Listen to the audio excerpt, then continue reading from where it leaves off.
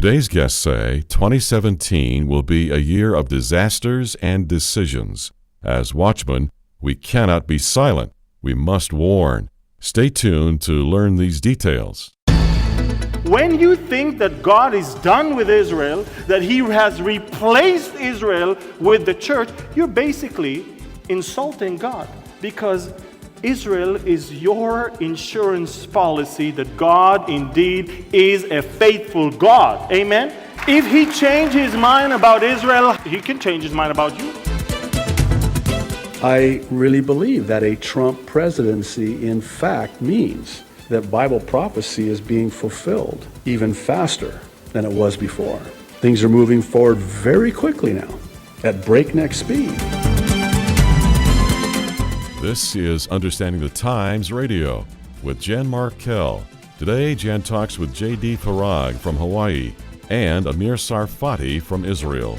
J.D. and Amir are here to discuss the issues and decisions that will be made in 2017 that will fit into Bible prophecy.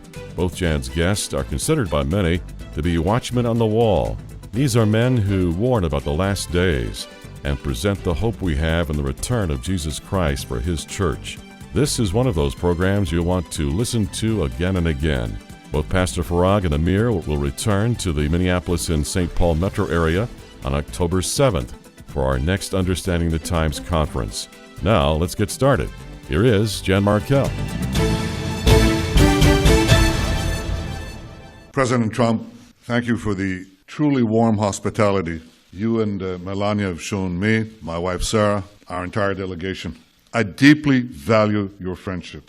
To me, to the state of Israel, it was so clearly evident in the words you just spoke. Israel has no better ally than the United States. And I want to assure you, the United States has no better ally than Israel. Our alliance has been remarkably strong, but under your leadership, I'm confident it will get even stronger. I look forward to working with you to dramatically upgrade our alliance in every field, in security, in technology, in cyber and trade, and so many others, and I certainly welcome your forthright call to ensure that Israel is treated fairly in international forums, and that the slander and boycotts of Israel are resisted mightily by the power and moral position of the United States of America. And welcome to the program. I'm so glad you could join me. The familiar voice of Prime Minister Netanyahu. We'll talk a little bit about that and much more in the next hour. And if you are a discerner of our times, you'd know we are in a season where keeping up with all things predicted keeps one very, very busy. The Bible talks about the future, and the future is actually here. My two guests and I will discuss that today. Amir Tsarfati travels the world unlocking the mysteries of what the Bible predicts for the last days. He lives in Israel and found the Messiah through the Jesus film shown in Israel. He has been at two of my Understanding the Times conferences. Will be with us this fall on October the 7th. Pastor J.D. Farag is pastor of Calvary Chapel, Kaneohe, Hawaii. He has produced regular prophecy updates via YouTube for over a decade with tens of thousands of viewers weekly. Both are watchmen on the wall, sounding an alarm,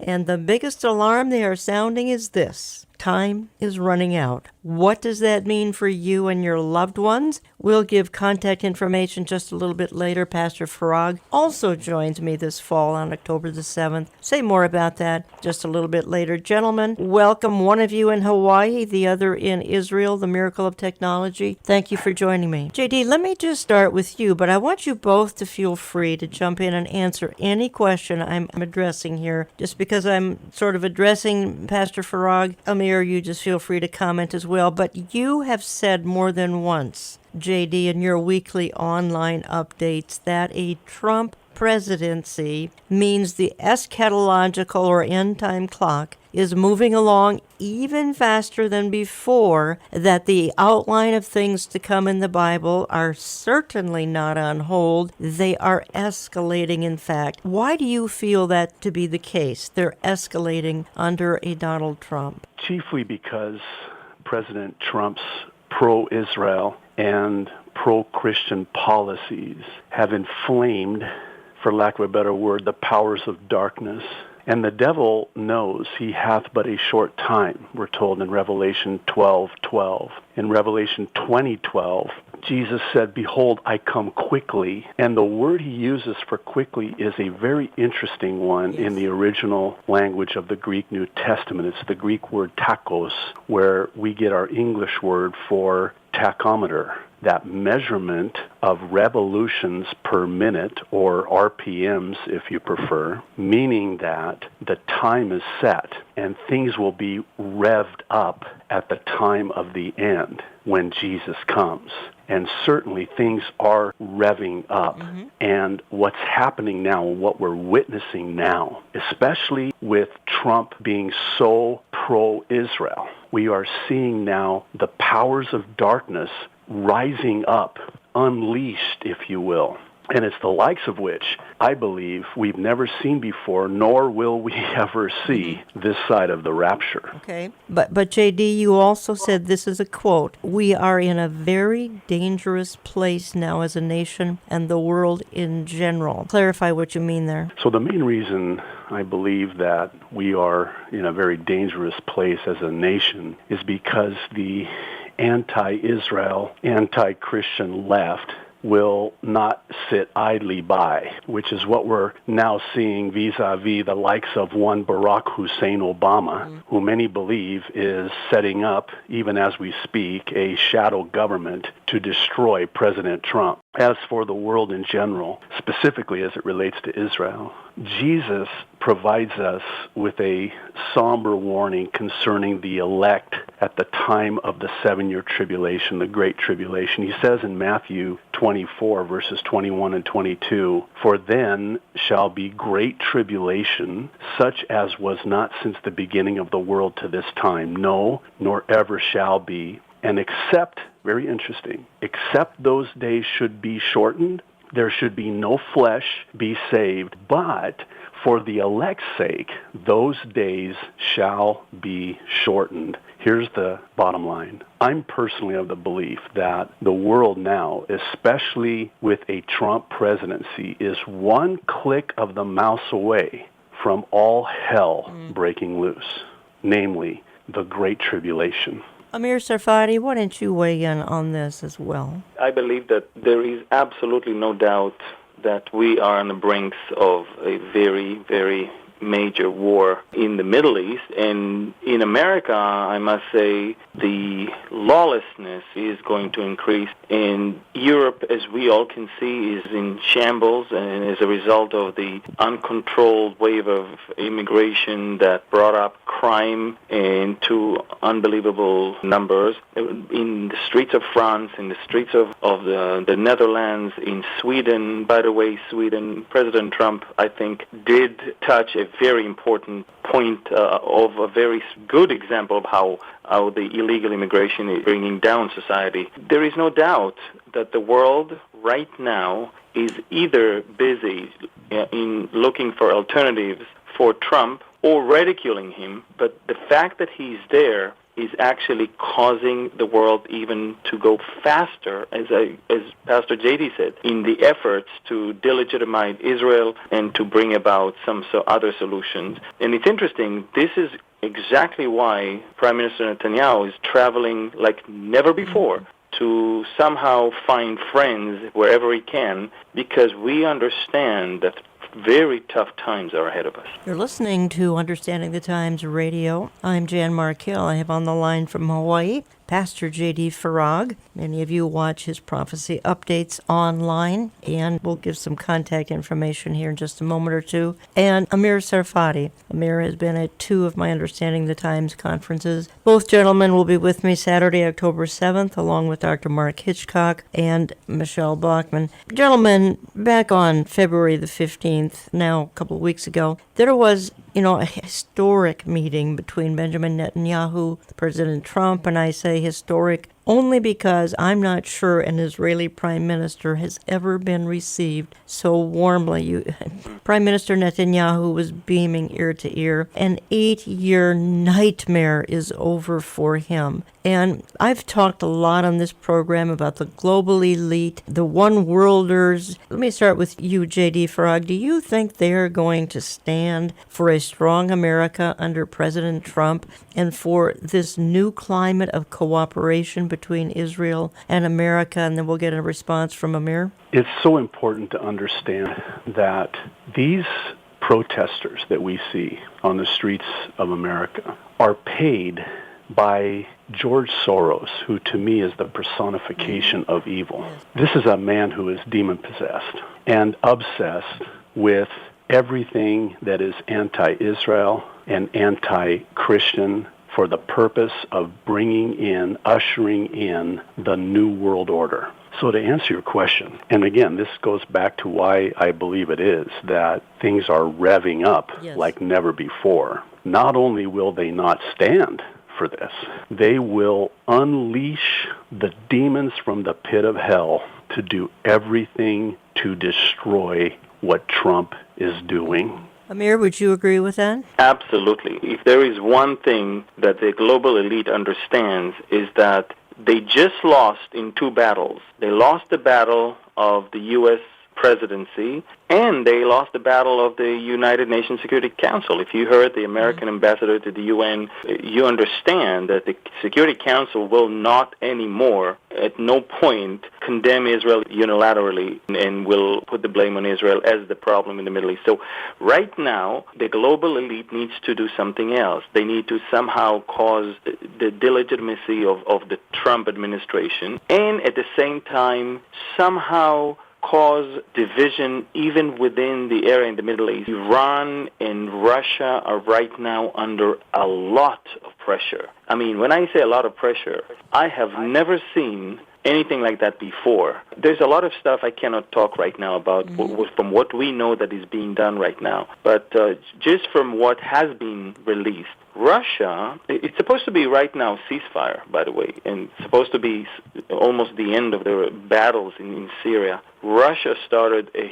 huge wave of bombardment in the southern part of the Golan Heights near the city of Daraa, and the Iranians are now arming to the teeth. The Houthis, the second in command of the Yemenite army, was just killed this morning by the Houthi rebels. We're talking about generals in the Houthi army that are basically threatening any U.S. vessel, naval vessel that will come into Yemenite territory. We are seeing such an increase of instability, an attempt to instigate almost some sort of artificial crisis, because they understand things are not the same as they used to be in the last 8 years, when somebody in the White House used to do all their job and they didn't need to do anything. Right now, they need to work hard on somehow destroying America and destroying Israel. And they need to do much more than just be there and stay quiet. And I see that. Definitely the global elite is behind this whole thing, because who else? I mean, obviously America is not behind it, as the administration is different. We see that it's private billionaires and very, very influential people, both in America and in Western Europe, that are pulling the strings behind this whole thing. Well, you gave, back on October 15th, here in the Twin Cities, Amir, you gave a breathtaking message on how Europe is preparing the way for the Antichrist, and we can't go into that now. Obviously, we have that on CD and DVD, and we've had quite a lot of feedback on that message. We also played it on radio, so that reached a lot of people, and I think you opened the eyes of some folks. And of course, there's controversy. Where does the Antichrist headquarter out of? I think in the Bible it's clear that it's going to come out of the old Roman Empire. But I want to pick up on a couple of things both of you have said, and if we have to pick up in the next segment, we can. But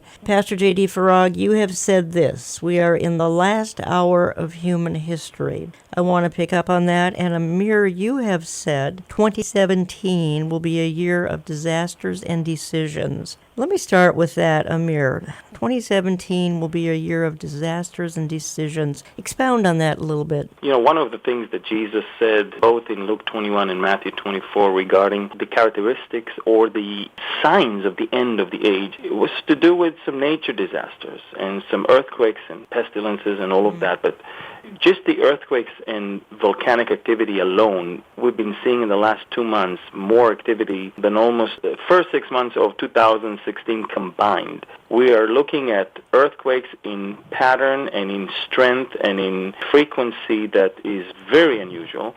So many eruptions of volcanoes around the world, across the globe, basically, all the way from South America, including 2 European places, all the way to Indonesia and to some other far remote islands. And we see that the earth is groaning. We see that things are really unstable even in that area. Look at the floods that we see, in storms that we see, that unprecedented in so many different countries. Even what is going on in the West Coast right now in America. And definitely in that area, I believe we're going to see much more happening, but also major decisions, because when we are on the brinks of major wars, then of course comes the tough decisions of who stands with who and when and how. And, for example, a decision about moving an embassy to Jerusalem, it's a big decision. For example, a decision about Russia to say, okay, enough is enough. We're no longer friends with Israel. We're actually going to prepare ourselves for an invasion. This is a big decision. For Iran, from quiet and in the corner for all those years to somehow flex its muscles and say, okay, we're joining them, this is a big decision.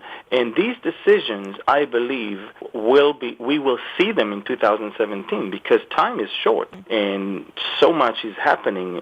Just think about it. Trump only had 1 month in office. Look what's going on around the world. And it's only going to get worse. And not because he's bad. It's because right now the light has been turned on, and you can see all the cockroaches running, and all the rats are running all around. You can see that which was done in the darkness cannot be done in the light. They just don't know what to do right now. And they are just running all around trying to find their place. And it is ugly, and it is going to manifest itself in a greater way in 2017. This is my estimation, and I think that the first 2 months of 2017 are a great indication for something way, way worse than that. If you'd like to learn more, folks, let me give some contact information here. You can reach Amir Tsarfati at beholdisrael.org. Highly recommend you kind of tap into the various places. He gives updates electronically, Facebook Live, YouTube, his website. You can reach Pastor J.D. Farag, Calvary Chapel, Kaneohe, and that's calvarychapelkaneohe.com. That's in Hawaii. Perhaps easier to look him up on YouTube to catch his weekly prophecy updates. He has a channel there, J.D. Farag, F-A-R-A-G. Interesting combination I have here. I have someone with an Arab heritage, Pastor Farag, and obviously Amir Tsarfati from Israel. Came to, well, I think you were born in Israel, correct, Amir? Your parents came there? Born in Jerusalem. Your parents came there in the 40s, did they? My parents both made Aliyah, made it to Israel. My mom, when she was less than a year old, after her parents survived Auschwitz, and she was born in Cyprus, basically, because the British Army would not let them in. Father came from northern Africa, from Tunisia. When I get back, I want to pick up on the other question I raised here a moment ago, and that's Pastor J.D. Farag's comment. We are in the last hour of human history. And I also want to pick up on the fact that Amir has a burden, and that is to teach people about an event that is, frankly, imminent, and that would be the rapture. And I want to ask him a little bit about that. And many churches know very little about this, and frankly, many of them don't care. We'll do that in just a couple of minutes. Don't go away, and don't touch your dial. Today's Understanding the Times broadcast is one of those programs you'll want to share an audio copy or two with your friends and loved ones. This kind of information is rarely found in the media or online. You have an opportunity to share it at church or among family members. To order your copy or copies, call 763-559-4444. We like to keep in touch with you through a variety of resources such as our newsletter, e-news alerts, and our daily news headlines. All those resources can be yours by clicking on to olivetreeviews.org. Many of you are excited every week when a new episode of this program comes your way. Just think of all those people who have never heard Understanding the Times. They're being kept in the dark on many of the topics we discuss. You can help us maintain this broadcast in your neighborhood. You can help us expand this program into areas we have yet to go. Consider becoming our financial partner. You want to blanket the entire USA with this program? You can help make it happen. Please send your tax-deductible gifts to Olive Tree Ministries, Post Office Box 1452, Maple Grove, Minnesota 55311. In just a moment, we'll return with J.D. Farag and Amir Tsarfati.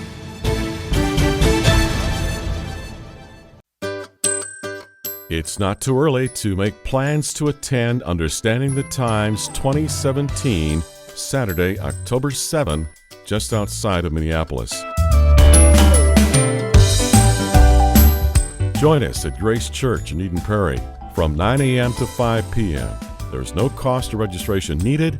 You can spend the day with like-minded believers who don't think it's strange that you want to understand the times and also discern the times of Bible prophecy.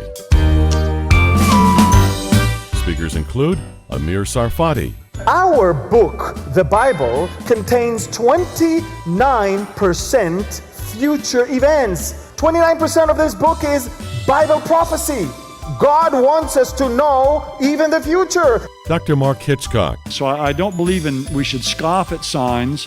I don't believe we should be reckless speculators, but I do believe that signs of the times are important and that we live in a time today when the stage is being set. Pastor J.D. Farag from Calvary Chapel, Kaneohe, Hawaii.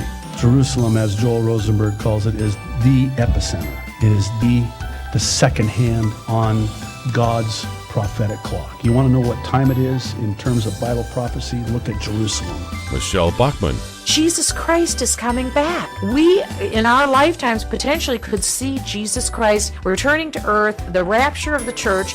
This is one of the most exciting times in history. We need to be exactly watching the tenor of the times, be observing, and look up our redemption draw-off night. Hotel information is posted at our website, olivetreeviews.org, or call us for complete details at 763-559-4444. That's 763-559-4444. We have promised that we'll keep talking about today, but always with an eye on tomorrow and the hope of His return. The day will come and He will make all things new. But until then, we'll live in this world. But God says, through His people who wrote the Holy Scriptures, He warned us, 1 Peter 4, verse 7, He says, the end of all things is at hand. If you peel all the layers off of everything that is happening in the world today, particularly in the United States today, what you'll find at the core is the Christian and the Jew. That's what this is all about. When you take all of the politics out of it, you peel all the layers back from it, that's what you're going to find. This is a world that is increasingly hostile, as we were told it would be, to God's people. Today's Understanding the Times radio guest will be in our speaker lineup at our next Twin Cities Conference, October 7. We hope you plan to be part of our fall event. J.D. Farag pastors Calvary Chapel in Kaneohe, Hawaii. A native Israeli, Amir Tsarfati, travels the world teaching the gospel of Jesus Christ. Now let's return to Amir and J.D. with Jan Markell. What if you were given a newspaper in which you could read about tomorrow's headlines today? It might seem interesting, but not all that important. But what if the newspaper contained details about the biggest story of all time? More than that, what if it told of destruction, disaster, directly affect you and your family? And what if that prophetic paper could help save you and your loved ones? Certainly you'd pore over every detail, maybe even commit it to memory. What many Christians fail to realize is the Bible they hold in their hands every day is itself filled with end times prophecies and headline-grabbing predictions of our future. And it may just be the future is here. Indeed, the future may be here. We're talking about those kinds of issues. My guest for the hour, Pastor J.D. Farag from Calvary Chapel, Kaneohe, Hawaii, and of course Amir Tsarfati, beholdisrael.org. And as I left my last segment, I said I wanted to pick up on a couple of more topics immediately, just in the interest of time. Pastor J.D. Farag, throw the question out to you because you made the statement. I heard you say it. We are in the last hour of human history, and I think if we're a headline watcher, people like us can probably connect those dots, make that kind of a conclusion. Is there anything specifically that leads you to say that we could be in the last hour of human history? Yes, both foundationally and specifically. First, foundationally, the certainty with which I believe that we are in the last hour, the last moments of world history as we know it, is anchored in what Jesus said in Matthew's Gospel, chapter 24. And Amir referred to this particular prophecy, but also in Luke 21, verses 29 through 32. And I want to read Mark's Gospel, chapter 13, verses 28 through 30, concerning the parable of the fig tree. Jesus said, "Now learn a parable of the fig tree. When her branch is yet tender, and putteth forth leaves, ye know that summer is near. So ye in like manner, when ye shall see these things come to pass, know that it is nigh, even at the doors. Verily I say unto you, that this generation shall not pass till these things be done." To me, that started the clock. Then, fast forward to the year 2017. Now think about this. I believe with all of my heart that this is the last hour because the mathematical odds, just by sheer virtue of the numbers statistically, everything coming to pass simultaneously on the world stage geopolitically is off the charts. I'm no mathematician, but to me, there is an unstoppable momentum of sorts, such that I cannot see a scenario in which the pause button could be pushed. Rather, I see the fast forward button being pushed instead. I liken it to the analogy of something having a shelf life. Bible prophecy has a shelf life, and I'll explain why I say it that way. 10 years ago, we could not have the discussion that we're having today. And I would submit that even 10 years from now, we cannot have the discussion that we're having today. In other words, we are at a tipping point, a breaking point, a boiling point, and there's only so much time that the proverbial iron can be struck when it's hot. In other words, there's an expiration. Could we see, as Amir mentioned, what we're seeing now today with Russia and Iran? Look how fast everything is moving. Can you imagine 10 years from now? I don't think that it's even plausible that we could see what we're seeing today, 10 years from today. I think it's interesting that nobody is even asking anymore, what is Russia and Iran doing in Syria, right a mile away from Israel? Yes. It's not even a question anymore. The world got used to it. Yes, got used to it. Everybody wakes up in the morning. It's easy to attack Trump. It's easy to attack Israel. But nobody's asking the question, how come two sovereign countries are inside another one on the border with another one? I mean, it's almost like, Ezekiel had no problem, describing that. But the world, it's almost like the world believes Ezekiel because it's so accurate, but they don't want to get the message. It's like, yes, Iran should be here. Yes, Russia should. It's almost like everybody got used to it. Well, nobody's even asking that question. Nobody asked Russia to go out. Nobody demands Iran to go out. If anything, the only two elements in Syria that are actually fighting each other about, who gets where, when, and what, is Russia and Iran. Russia didn't want Iran to go into Aleppo, lest Iran will declare victory that is not hers. The point is, the world got used to it. And just as JD just said, we could have not talked about this 10 years ago, not even 3 years ago. And yet now we're talking about it so naturally, as if, yeah, of course, they're there. They should be there, yes. They should be there because the Bible predicted that they will be there. Right, but Amir, part of the problem is the churches are silent about these issues. And you state, you hear from people in 200 countries are writing you. The remnant from 200 countries writing you, because the remnant has a hunger and a thirst to understand these things.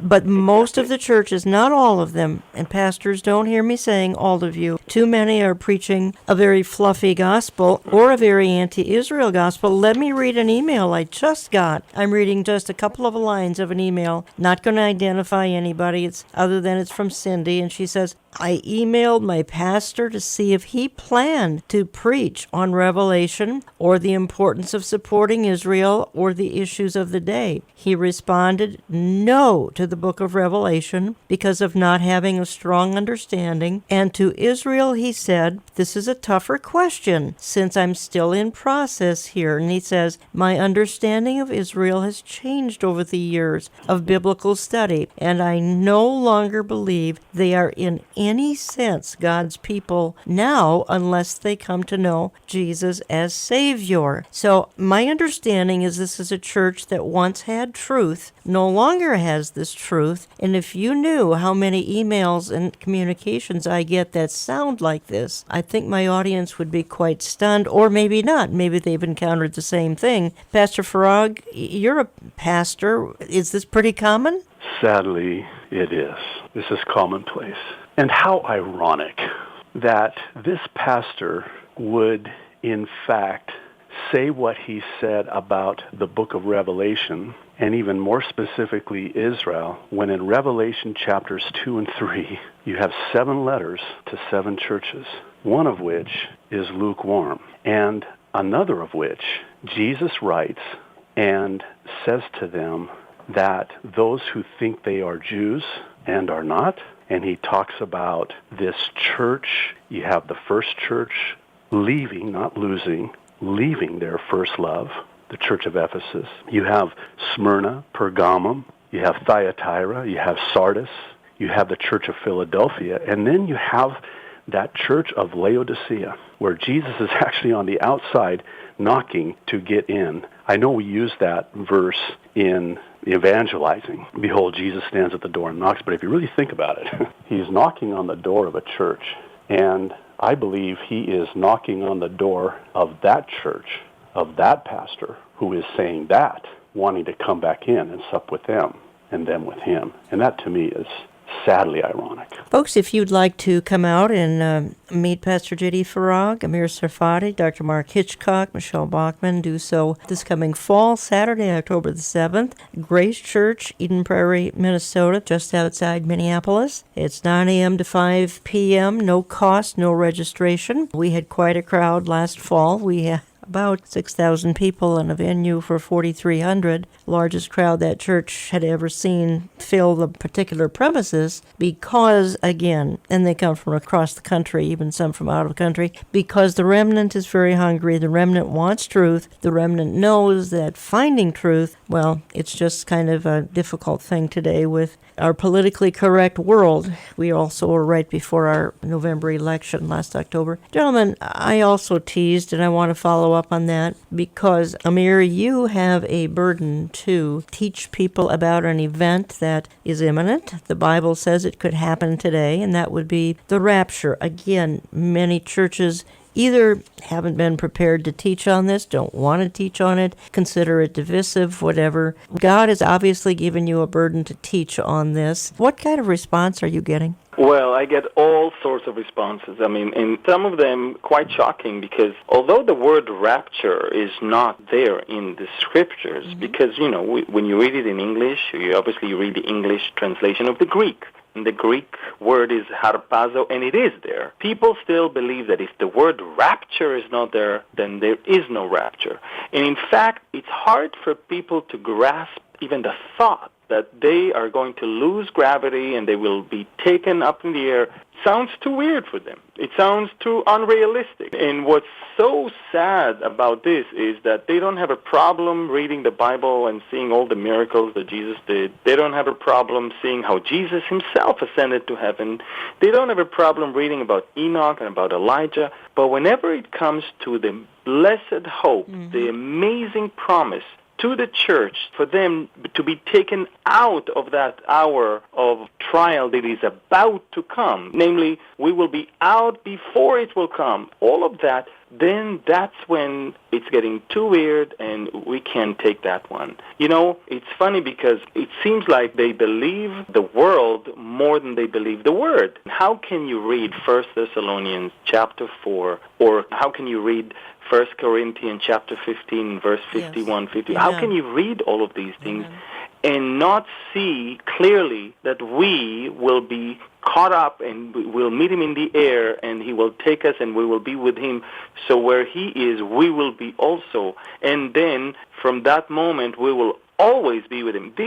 For me, this is the single most important thing that a Christian should know in these last days, that there is hope. I mean, we just talked about terrible things. We just talked about how the world is going crazy. We just talked about wars and rumors of wars, about pestilences and earthquakes, and we talked about so many things.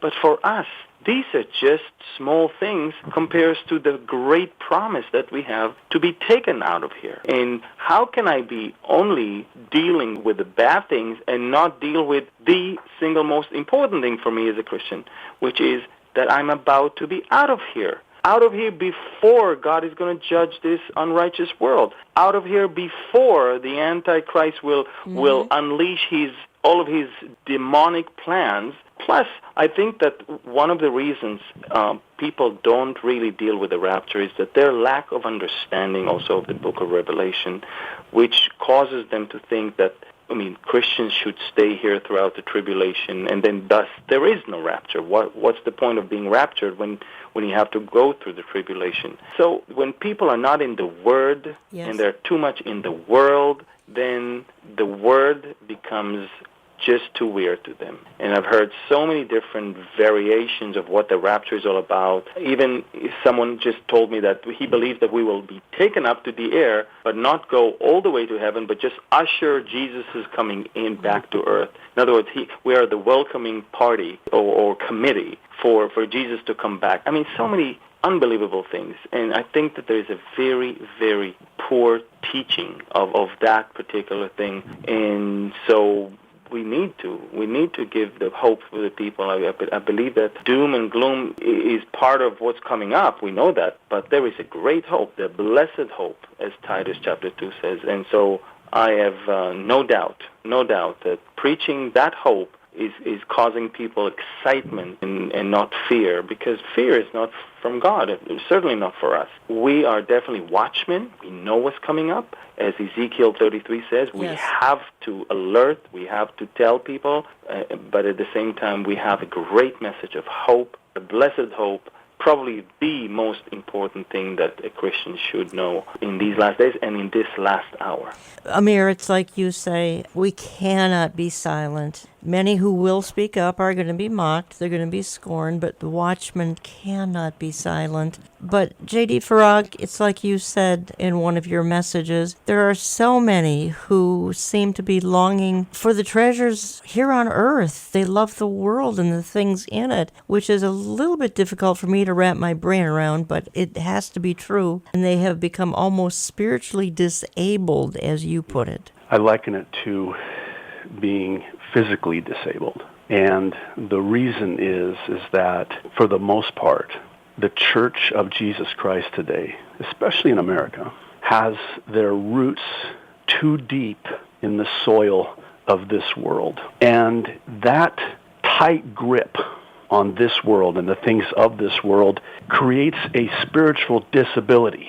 One of the things that Bible prophecy does is it loosens our grip on this world. It readies us and steadies us for eternity. And in Matthew 6, while it's in the context of mammon and property and possessions and so forth, Jesus makes such a profound statement when he says that where your treasure is, there will your heart be also. He doesn't say it the other way around. Where your heart is, there will your treasure be. No, where your treasure is, that's where your heart is going to be. So if I'm laying up for myself treasures here on earth where moth and rust can destroy and thief can break in and steal, then that's a pretty good indication that I don't have my treasure in heaven, and I'm not keeping my eyes fixed on Him. And one of the things that personally in my own life, both studying and teaching Bible prophecy has done is it has loosened and even removed the grip that I once had many years ago on this world and the things of this world. And Amir mentioned it. It's very interesting in 1 Thessalonians where Paul, in the context of the rapture, says that, this is what's coming to and on this world, and we're not going to be here because we're going to be taken out of this world in the rapture of the church before the 7-year tribulation. And then he says, therefore, encourage one another with these words. It's to be an encouragement. Here's where I want to go in our last segment, and we're heading into that in just a minute. Amir, I do want to ask you a little bit about the perception Israel has of Donald Trump, particularly since that February 15th meeting, and I'd like your reaction to that February 15th meeting between Netanyahu and President Trump. And also, because, Pastor J.D., your parents were immigrants here back in the early 1960s, I want to ask you just a little bit about this immigrant crisis that the Western world has, and get some feedback from both of you. And J.D., you've got a fascinating story and coming from Lebanon and all. We'll do that, folks, in just a couple of minutes. I'm coming back. We're going to wrap this up. We have a short segment, but don't go away, please. We're coming right back. An outstanding conference is being planned for this coming fall. On October 7th, you'll hear from Michelle Bachman and Dr. Mark Hitchcock. They'll be joined at that live event by today's 2 radio guests, J.D. Farag and Amir Tsarfati. You don't want to miss this year's gathering. Mark your calendar now and plan to join us. For more conference details, visit our website, olivetreeviews.org, or phone 763-559-4444. We are so thankful to hear from so many of you weekly as you send in your financial gifts to help keep this broadcast airing from coast to coast. In the months to come, we hope to expand our coverage across America. We invite you to pray with us that new media outlets will be made available, and pray that we'll have the finances to purchase the airtime. You can become a financial partner with us just by sending your tax-deductible donations to Olive Tree Ministries, Post Office Box 1452, Maple Grove, Minnesota 55311. No gift is too small. 2 guests, one from Hawaii, the other from Israel. We'll return to Jan's conversation with both right after this. This program has tried to provide a voice for the remnant believers for almost 16 years. We began on one station in the Minneapolis-St. Paul area, but quickly expanded as those who wanted the truth of our times were across the country. We can't thank you enough for being a part of our team with your giving and your prayer support. The Olive Tree family has grown beyond all our expectations. To keep this message alive in your neighborhood, would you consider a tax-deductible gift to Olive Tree Ministries in 2017? Just write Box 1452, Maple Grove, Minnesota 55311, Box 1452, Maple Grove, Minnesota 55311, or find our donate page online at olivetreeviews.org. You can always call us at 763-559-4444, 763-559-4444. Remember, we keep an eye on today's headlines, but we also look at what the Bible says about tomorrow and the hope of His return.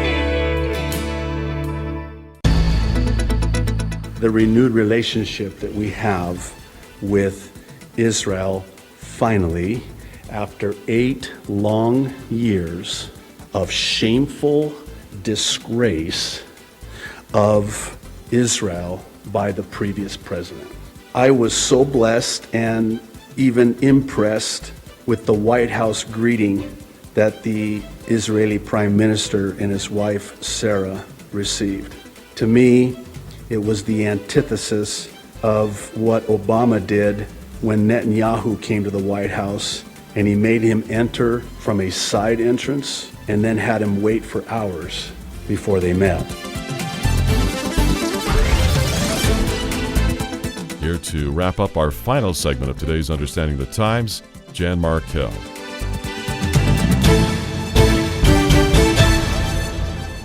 And And welcome back. Remember, I try to stay in touch with you with a print and e-newsletter both, and you can get a CD of any program, including this program. Follow me on Facebook, Jan Markell's Olive Tree Ministries, on Twitter at Olive Tree Men. And let me see here what I'd like to kind of move quickly just because this is a short segment. Amir, let me just quickly throw this to you because I think Americans are a little bit puzzled, and we all know that many Jews are left-leaning politically, and in some other issues they're left-leaning. But what is their perception of President Trump, and particularly, and I want your take on what happened back on February 15th, this incredible meeting where the Netanyahus were just received with a loving embrace by the Trumps, etc. Give me your comment. First of all, what a difference between the first meeting with Obama that happened almost at midnight, and he had to be smuggled through the back door. At nighttime without any media that was allowed to cover it. I mean, it's almost like you smuggle a leader of a terrorist organization with whom you need to meet, not your best friend probably in the whole world. And so it was a great difference between the first meeting with Obama and the first meeting with Trump. Trump could have not made Netanyahu feel more comfortable. But I think we have to look at the substance of the meeting. For the first time, this whole junk of two-state solution that has not been working since 1947, since it was offered by the UN and it has been rejected every time, repeatedly, by the Palestinians and the rest of the Arab world that encouraged them not to accept it. Finally, somebody has the courage to say whether it's one state or two states, as long as it's okay with the two parties, I'll accept it. Which means I'm not going to dictate anything to the region because obviously so far it didn't work. And then came up the big bomb that Netanyahu dropped, which obviously Trump was a little bit surprised that he did that. And that was, we're not even looking at only the Israeli-Palestinian direct talks. We're looking at a regional talk, regional peace with the moderate Sunni Muslim countries like Saudi and the Gulf states, and together with Jordan and Egypt, that will be a great alliance. Interesting, because 2 days later, the Saudis immediately said, we're willing to work with the Trump administration about these things. They did not say that it's not going to happen. And so we see that with all that is happening in the Middle East right now, and all the extreme Shiite terrorism and the extreme Sunni terrorism, both ISIS on the Sunni side and Iran on the Shiite side, Saudi and the Gulf states are actually looking at Israel as the solution, not the problem right now. And there is no doubt, even Bible prophecy in Ezekiel 38, you see that Sheba and Dedan, the Saudis, are criticizing the attack of the Russians and the Iranians, the Libyans, the Sudanese, and the Turks on Israel. They are on the side with the Europeans and the Americans that criticizes this whole thing. So it's fascinating to see how we're moving to that track that could have not happened before. By the way, just so you know, Netanyahu offered this whole thing a year ago, and it was actually shut down by the American administration of that time. So we see unbelievable things that are happening. Does the media in Israel love Trump? No. The media, of course, is not on his side. That they portrayed him as a lunatic, as a crazy man, and they even associate the anti-Semitic events with the Trump administration. They don't understand that those who hate Trump are actually causing or trying to embarrass him by causing all of these things across America of attacking Jewish people and attacking. Why would Trump be accused of being anti-Semitic when he's the best friend of Israel and he has a Jewish son-in-law and a Jewish daughter? Of course, it's irreasonable. But you can see that with all the fake news and with all the fog and with all the confusion, those that hate Trump are hurting Jewish people, so it will look as if Trump and Trump supporters are doing that. So all that together, it's quite staggering. And of course, the Israelis aren't sure what's going on. If they believe the media, obviously Trump is bad news. But when they see a U.S. ambassador to the UN that speaks in such an amazing way, when they see a president, first lady praying before her husband speak, when they see a president that receives their prime minister in the most loving and supporting way, then they see something else. So again, the media is playing a very, very significant role in trying to confuse the people, even here in Israel. But I think the majority of the people in Israel are pretty much on Trump's side. especially after the February 15 meeting that they all saw and were quite amazed. Thank you for that clarification. That's excellent to get a first-hand report like that. Just because the clock races here, JD, I want to throw this to you, but Amir, feel free to comment as well, please. JD, you have said that the main reason that the migrants, the immigrants, are pouring into America, for that matter, the Western world, is that they eventually expect to get Sharia law here or in Europe. I call it immigration jihad. And your family were immigrants from the Mideast in the early 1960s. They came, I believe, from Lebanon. They actually assimilated. And as you peruse, as you see what's going on in Western Europe and in America, my goodness, and you talk about it on your YouTube presentations. Talk to us about it for a minute or two. My mother and father, when I was 9 months old, fled the Middle East because of Islam. They immigrated legally as refugees to America. My father said, quote, soon after he left Egypt, persecution of various Christian groups as well as Jews began as they lost their jobs, their property, and their civil rights.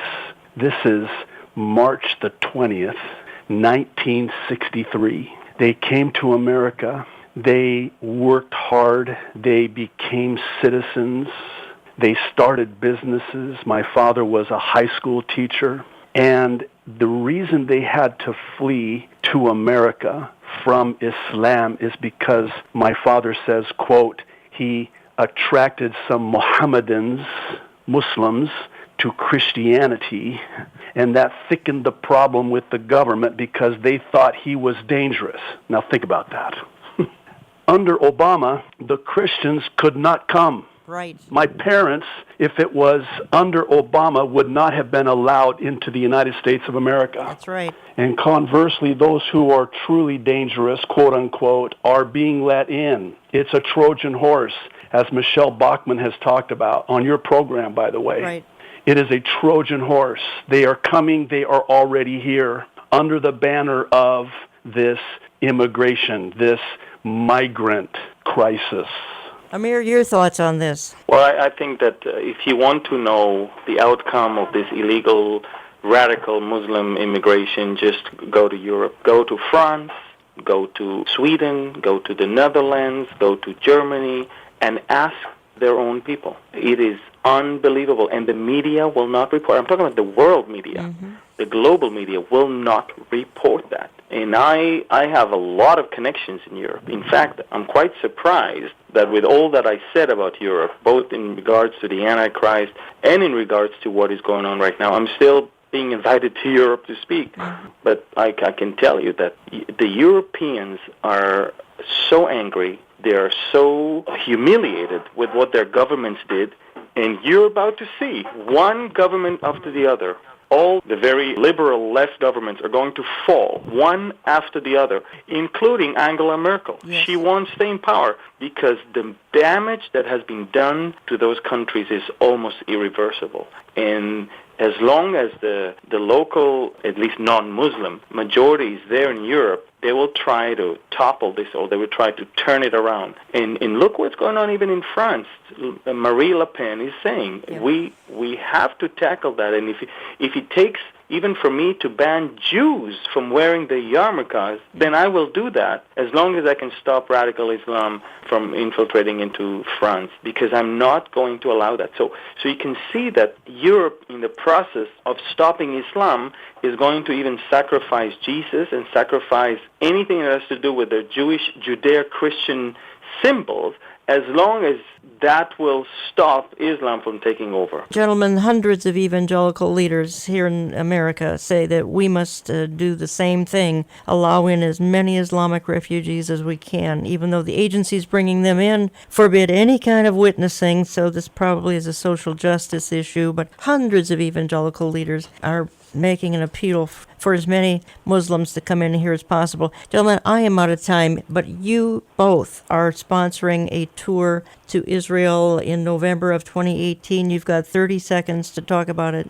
Well, I'm just honored to be able to go with my Jewish brother in Christ as an Arab to Israel. How do they contact you? What they can do, they can contact Behold Israel at info@beholdisrael.org, and we will discuss all the details. We're in the very, very beginning of this process of starting working on that tour, but we're definitely going to have a tour in the land in the last 8 days of the month of November of 2018, and we are expecting a lot of people to come and be blessed by on-site teachings and a wonderful journey throughout the land of Israel and the land of the Bible. And Pastor J.D. has inspired thousands across the world. Amen. Both and of you I have. believe with all my heart that there'll be a great response. BeholdIsrael.org, CalvaryChapelConneohe.com. You can find Pastor Farag on YouTube, both gentlemen on YouTube. Amir does a lot of Facebook Live. I encourage you to tap into all of this. Come on out and meet them October 7th. Grace Church Eden Prairie, just outside of Minneapolis, with Michelle Bachman, Mark Hitchcock as well. 9 to 5. You don't want to miss it. We'll have some cutting-edge information. Gentlemen, I am totally out of time. I want to thank you, though, for joining me today. Let me quickly say, going out of here, let's always look back and thank Him. Look around, serve Him. Look ahead and trust Him. But always look up and expect Him. He's coming again. Sooner rather than later. We will talk to you next week.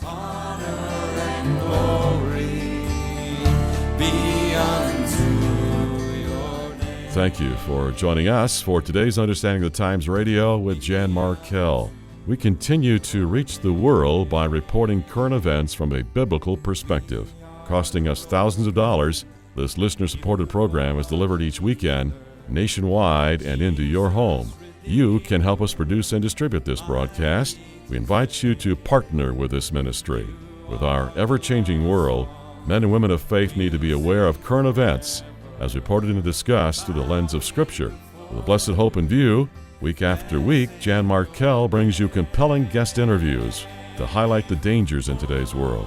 To become our broadcast partner, please write with your tax-deductible gifts to Olive Tree Ministries, Post Office Box 1452, Maple Grove, Minnesota, 55311. You can also help underwrite this program safely and securely at olivetreeviews.org. or when you phone 763-559-4444. We're looking forward to hearing from you this week. And please continue to pray for the Olive Tree Ministries team. For daily global updates with a biblical worldview, 24 hours a day, log on to olivetreeviews.org. Next week, Jan returns with another program designed to help you understand the times.